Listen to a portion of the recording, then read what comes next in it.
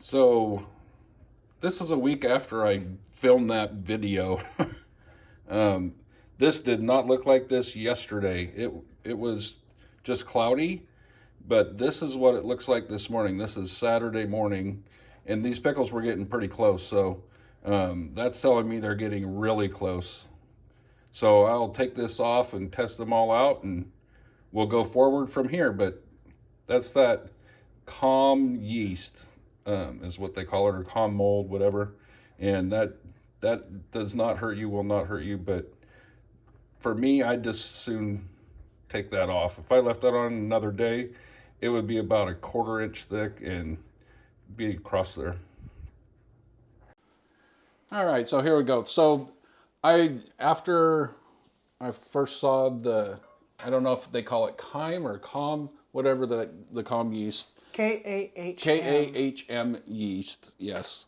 And I've done a little research, and it actually forms when the salt level in the brine starts to drop, because that just takes place as part of the fermentation process. So, so as we can see here, so that dude is covered. So I'm going to show you the difference. We have kind of two things to show you today at the end of this. So this is the bottom side that was over this calm yeast, and there is nothing on here really. It's just a little bit moist, but there's nothing growing or anything. We have the other world in our other crock, and I'll show you that right here. Okay, so we have the calm yeast and this guy over here, and then this is not calm yeast. This is called mold, and this is going to get tossed because bring that back if you would.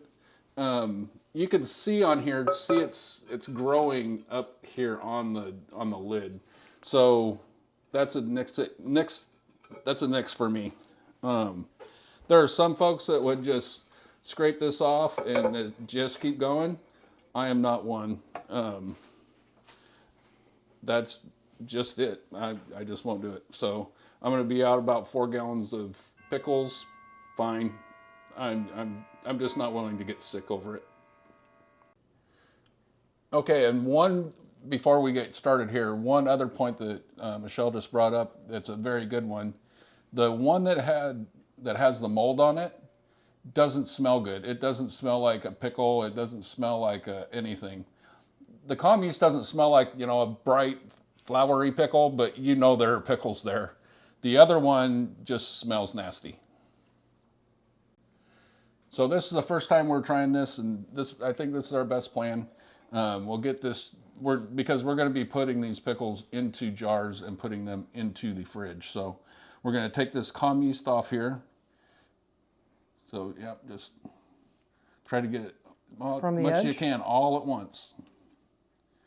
Yep, there you go. So we're kind of bringing it together and scooping it out. But because we do have, I'm going to have to do that.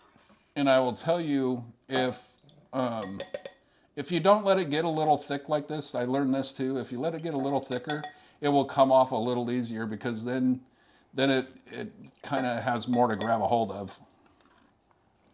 We're also thinking that so the weights for the 4-gallon crock got here fairly quickly. The 5-gallon crock, we're still waiting on the 5-gallon crock weights. We're wondering if the weights made a difference versus having a plate with a bowl on top. We've had this conversation. Right, because... Oh, that's garlic. Okay, so now I'm just pulling vegetable matter out. That's cool. Because, like 3 days after I took the plate out, because it seems like there's not a whole bunch of stuff going on, but as soon as I took that plate out and put these weights in, things started to seem to happen. Like you could see it moving around, and stuff was... you could tell that stuff was happening, and then that's when the calm yeast started to take effect and all of that. But, not so much in the other one that has a plate. So I don't know if that had anything to do with it, but it's got a little bit more room to get rid of air bubbles or any of that kind of stuff with the weights that came for the crock. I think I got everything. So I think this is awesome. All right, so I grabbed a hold of this. Admonished. I got in trouble, but now we got to take the weights out, and these, oh, those smell good. And now they'll start floating. And the weights are going. These are they're baked, but they're not glazed. So we're going to put them in hot vinegar water, and then we'll bake them after they've air dried to make we'll sure put them in like a 400 or 500 degree oven just to make sure that it kills anything that's there. And we're going to follow the manufacturer's instructions wow, to it. That looks really good. Wow, dude. Yeah, they smell like pickles. So now what we're going to do is we're going to take these pickles out and put them in a bowl, and we're going to leave all the dill and any of the other stuff that, no, we need to leave that in there. But we'll get that all out, and then we'll come back for the next step. Keep recording and I'll just get rid of the sound.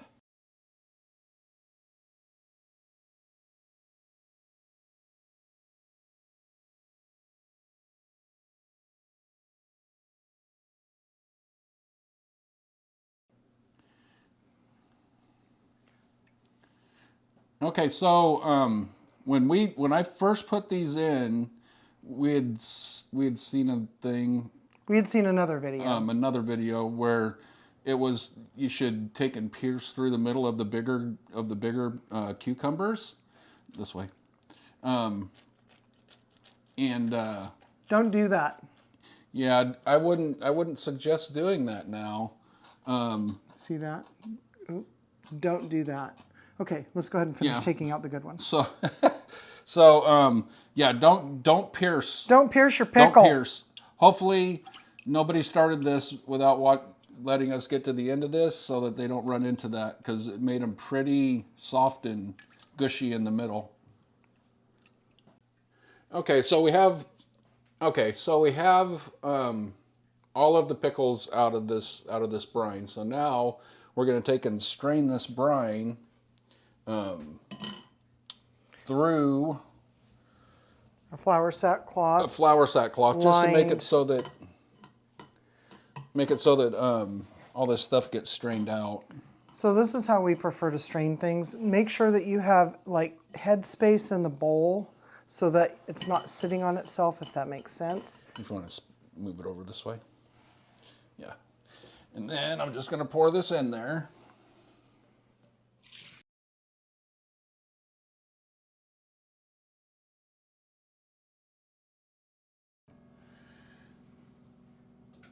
Okay, so we're waiting for, I took out some jars that we're going to put these in, but I want to sterilize them for, 10 minutes in the oven at 250. And then we'll bring them out and let them cool down. Right, then we'll bring them out, let them cool down to room temperature, and then we'll fill them with the pickles and the brine. But we each have half of a pickle. And these look like the pickles, if you're older, that you used to pick up at the corner store or the and they'd take them straight out of the jar on the counter, right? These are super good though, and they got a nice little crunch. Mm-hmm.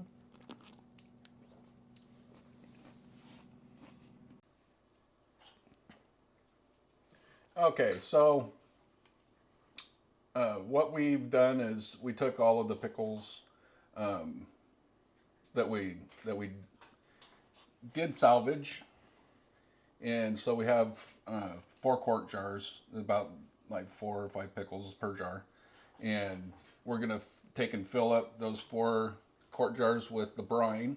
I did add a little bit more salt to this brine just because since it did have the common yeast, that's one of the ways to fight it is to add salt. So because the salt level gets a little lower, and then that's what allows it to grow. So we also added about a pinch of red pepper flake, a few peppercorns, and one other thing, some mustard seeds, maybe a half a teaspoon to each of these jars. We don't really know if it's going to do any good. And actually these pickles are so good, they're probably going to be gone in about 3 weeks at the most. Probably not even that long. Yeah. We've already had a couple. They're pretty good. So I am going to make sure that the pickles are covered in brine. I'll even put a little bit more in there. And then we also have these lids. I haven't washed them yet, but we have these plastic lids that are reusable for your jars. So I'm going to wash these in hot soapy water and just cover them. And these will live in the refrigerator until they're gone, right? Yep.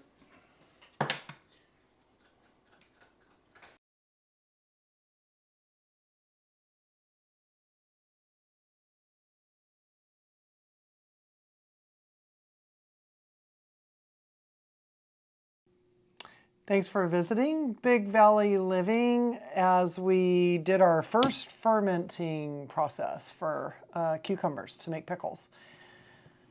There's a lot to learn. I've done a lot of web surfing and a lot of reading and a lot of stuff, and so we did have some lessons learned in this.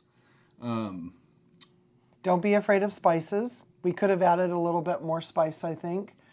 Yeah, I don't think we needed more of the mustard. No, but definitely more garlic and maybe some more dill. And I think that more bay leaves and Tea bags. Tea bags would have been helpful. Or, if you live somewhere that you can get grape leaves or whatever, those also help.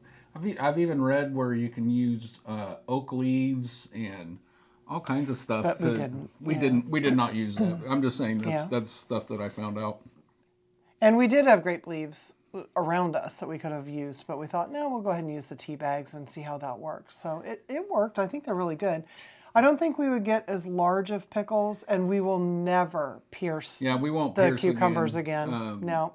We lost over half. Yeah, because I think it just let too much of the things that make this happen into the inside, and it kind of just... and it didn't do well. So I wouldn't do that if I were, any of you. I would just leave the pickle. Don't get anything over about this big and about that big around for a perfect pickle. And it's, it's hard when you're out there picking because, it's this big around instead of this big around. And, that'll work just fine, but it's a little bit too big. Yeah, we'll be more selective next time. Yeah, so that's something we learned. And then we learned the difference between mold and calm yeast. That was a valuable lesson. One thing that I still think that it had something to do with when the weights came. That's what saved the smaller one that we ended up getting pickles from, was that we had those real weights. Yeah. And so we're not going to do anything in the 5-gallon crock until we have the weights for it. I think we'll continue to use.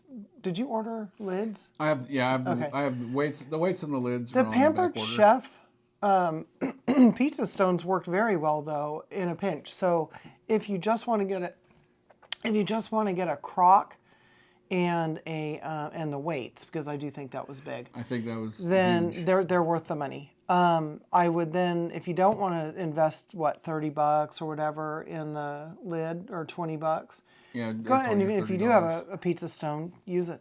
Why not? Because it did a good job. Yeah, and I that's something that I wonder too, because we used the one pizza stone that's not covered, like the rock Crock? one, the Rock crock crock? one. Yeah, because that has Rock a cover. crock. Because that has a covering on it. Awesome. So maybe that's why something didn't start to grow on it, where it's not porous like the other one. That could be. That pizza stone is going to be in the oven at about 500 degrees for a while. I get freakish about that stuff. So I'll probably soak it in vinegar water for a little while and then take it out, and then I'll go ahead and bake it off to make sure that there's no mold in it. I'm not really concerned about that. Yeah. So another thing, did we say anything about we want to see if maybe some of this will settle down? It's kind of like the pomegranate juice. When you first do it, it's all kind of mixed up, but muddy. Some things I want to see if it'll settle down and maybe clear up. Yeah. But regardless, the pickles that we did get they're really good. Yeah, they're really good. We've eaten like 4 already. Yeah, I'm about pickled out for today. But thank you very much for coming along with us while we did our first fermentation ever. We did learn a lot. We did try some in jars, didn't even show them to you. They were nasty, and we're not going to do that. But during that time, JJ did purchase some lids, some special lids. So the next thing we're gonna try is sauerkraut. Were we gonna use a crock though, or are we gonna use a jar with the little nipple thing that doesn't allow air? We'll probably use a quart jar like this with the bubble thing on the top. Okay. Just so we can test it out, because I don't know that I want to lose 4 or 5 gallons of something till we know it works. Till it's like, I don't know if we could eat 4 or 5 gallons of sauerkraut in a year either. Yeah, I don't think so either. But we're trying to eat more fermented foods, and where we can do for ourselves and know what's in it and know that it's healthy, why not, right? So I hope you got something worthwhile from this video.